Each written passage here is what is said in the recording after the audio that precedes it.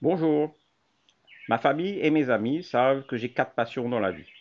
Le rugby, le football, le Tour de France et la musique. J'ai choisi comme titre ce matin pour illustrer mon propos le nom de l'album de Neil Young, After the Gold Rush. Ce n'est pas le meilleur album de Neil Young, c'est sans aucun doute Harvest avec le magnifique titre Heart of Gold que je vous conseille d'écouter. Pour en revenir à l'or, nous avons eu hier matin un comité d'investissement d'Hyprogrophone. Nous avons constaté que depuis le 1er janvier 2020, c'est notre fonds mine d'or qui a la meilleure performance avec plus de 25%. Depuis 12 mois, quand nous avons acheté ce fonds en avril 2019, c'est ce même fonds mine d'or qui a la meilleure performance avec plus de 60%. Après le comité, j'ai été faire des recherches supplémentaires et j'ai vu que, en fait, c'est depuis fin 2018 que l'or n'a cessé de monter.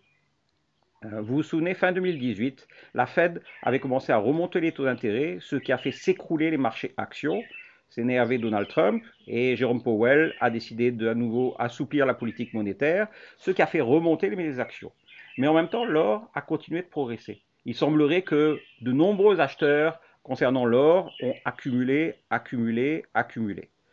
Pourquoi est-ce qu'il est logique de penser que l'or n'a pas fini de monter? L'or est environ à 1700 dollars l'once en ce moment. L'or était monté jusqu'à 1900 dollars en 2012.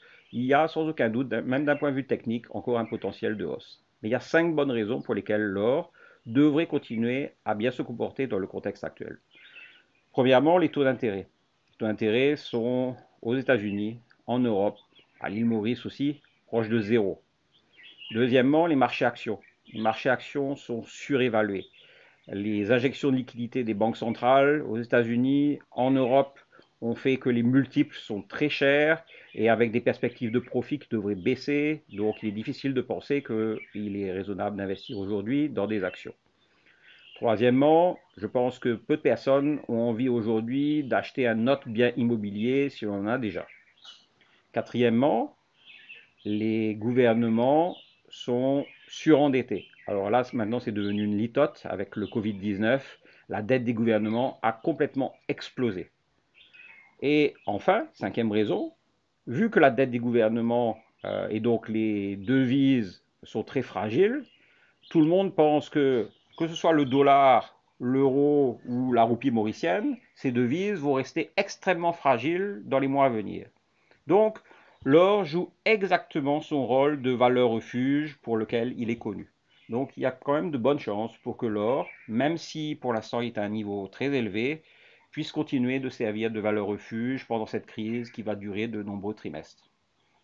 Je voudrais également vous proposer de m'aider pour la vidéo de demain matin et vous propose de faire un petit exercice pour ceux qui en ont envie.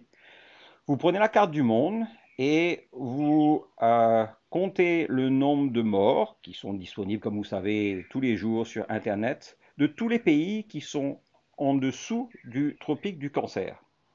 Il y a de nombreux pays qui sont en dessous du tropique du cancer et très peuplés. L'Indonésie, le Brésil, vous pouvez mettre le Mexique, l'Inde, le Nigeria, le Kenya, l'Éthiopie, l'Afrique du Sud, l'Australie.